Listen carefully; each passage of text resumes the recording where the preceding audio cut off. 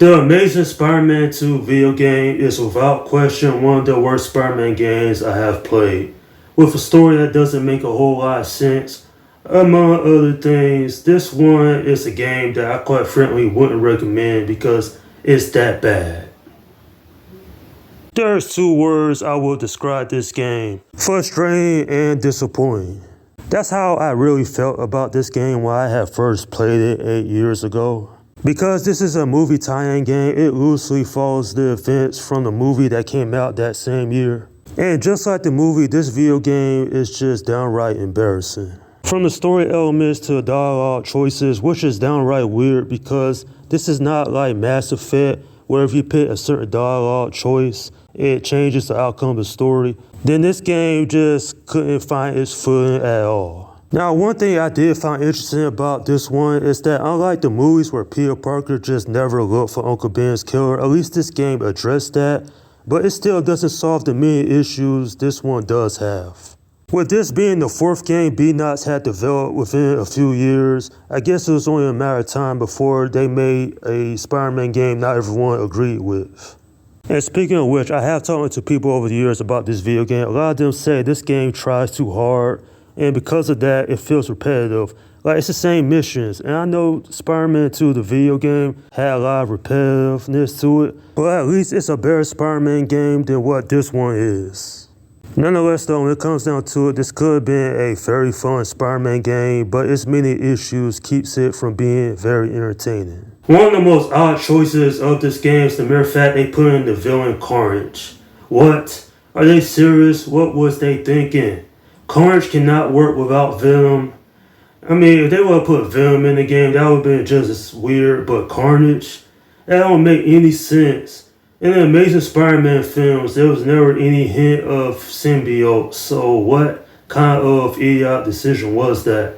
That's the least of this game's problems.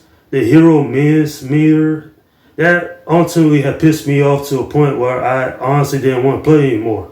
I'm Spider-Man. I'm swinging around the city, which is great, by the way, the swinging with the left and right trigger. But the hero miss me ruins that. You know, I'm getting attacked by a task force. The goal of the Spider-Man game is to swing around and occasionally do stop a crime. But nah, they messed that up with playing that bullshit meter. And I'm like, that is frustrating because you can't even relax. And then there's these mission pop-up things with a timer, and the timer goes off. And, it's not even worth, trying to keep that hero meter up. And not just that, but there's also these messages popping up every time you stop a crime, and, it's real annoying as well. Now, there are a few positives in this game, such as the costumes. Probably some of the best costumes in the Spider-Man game up to that point. And then the ability to once again read comic books. And the mere fact that the graphics, they do look cool for what was a 2014 Spider-Man game. But overall, I have a big problem with this game. It's just all those issues. And the mere fact that when you beat the game, it's like, what kind of nonsense is this? Nonetheless, though, this game I don't like.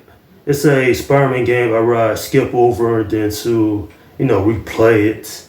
And all the factors I just mentioned ruins what could have been a decent Spider-Man game in my opinion.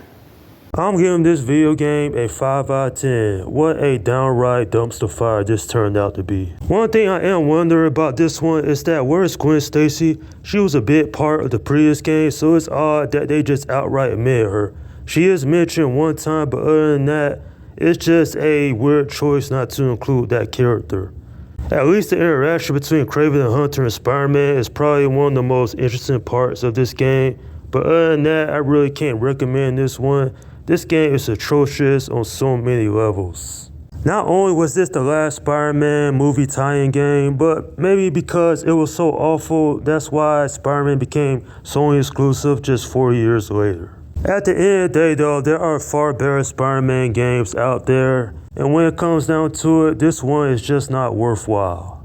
And that is my review of the video game, The Amazing Spider-Man 2. Alright, leave your comments down below in the section and let me know what you think about this game. Okay, this is Swim Guy 172 saying, Peace out.